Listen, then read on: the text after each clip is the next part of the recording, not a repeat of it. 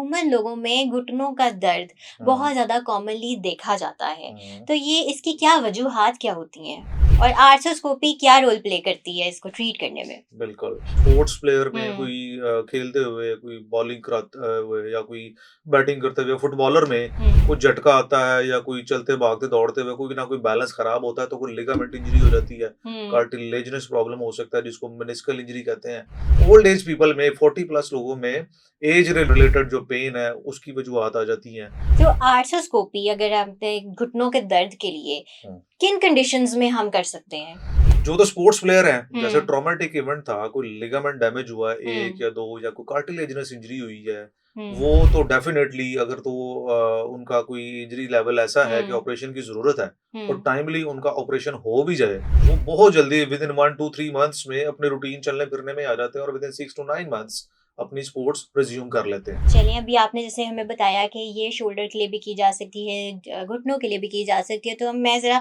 नी के हवाले से भी आपसे कुछ जानना चाहूँगी जी, कि जी। अमूमन लोगों में घुटनों का दर्द हुँ, बहुत ज़्यादा कॉमनली देखा जाता है। हुँ। तो ये इसकी क्या वजूहात क्या होती हैं? और आर्थ्रोस्कोपी क्या रोल प्ले करती है इसको ट्रीट करने में? बिल्कुल।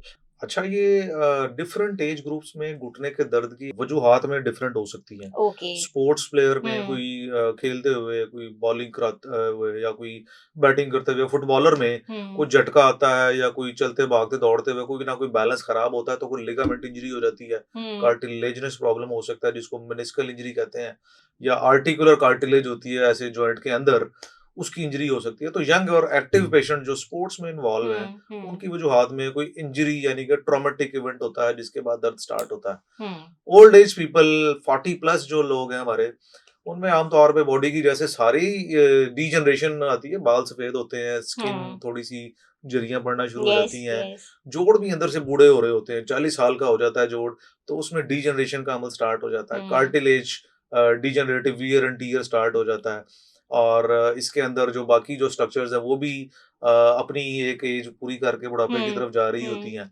तो ओल्ड एज पीपल में 40 प्लस लोगों में एज रिलेटेड जो पेन है उसकी वजूहत आ जाती हैं या कुछ लोग ओवरवेट होते हैं, हुँ, हुँ। इवन यंग पीपल में उनमें भी क्योंकि वजन बहुत ज्यादा है, बिल्कुल, वो सारे का बिल्कुल। सारा बर्दाश्त तो घुटने ने करना है, तो वो घुटने में उनके भी जो है ना ओवरवेट और बाकी एक्टिविटीज की वजह से पेन हुँ, स्टार्ट हो सकता है। कुछ और वजूहत भी हैं, यूरिक एसिड है या हुँ, कोई कुछ लोगों को गैंठिए का प्रॉब्लम है, उनमें भी पेन हो सकता है, लेकिन वो हम हुँ। उनको थोड़ा सा लेस नंबर वाली कैटेगरी में शामिल करते हैं। राइट। तो आर्थ्रोस्कोपी अगर हम घुटनों के दर्द के लिए हम्म। किन कंडीशंस में हम कर सकते हैं? जो तो स्पोर्ट्स प्लेयर हैं, जैसे हुँ, ट्रॉमेटिक इवेंट था, कोई लिगामेंट डैमेज हुआ है 1 हुँ, या 2 या कोई कार्टिलेजिनस इंजरी हुई है, हुँ, वो तो डेफ़िनेटली अगर तो उनका कोई इंजरी लेवल ऐसा है कि हुँ, ऑपरेशन की ज़रूरत है और हुँ। टाइमली उनका ऑपरेशन हो भी जाए, वो बहुत जल्दी विदिन 1 टू 3 मंथ्स में अपने रूटीन चलने-फिरने में आ जाते हैं और विदिन 6 टू 9 मंथ्स अपनी स्पोर्ट्स रिज़्यूम कर लेते हैं। ओके। फ़ायदा इनका ये होता है कि जस्ट एक-एक स्टिच के 2 या 3 टाँके होते हैं, वो आफ्टर 1 मंथ नज़र ही नहीं आते, वो हुँ, पेशेंट हुँ, का जॉइंट ऐसे लगता है ऑपरेशन नहीं हुआ।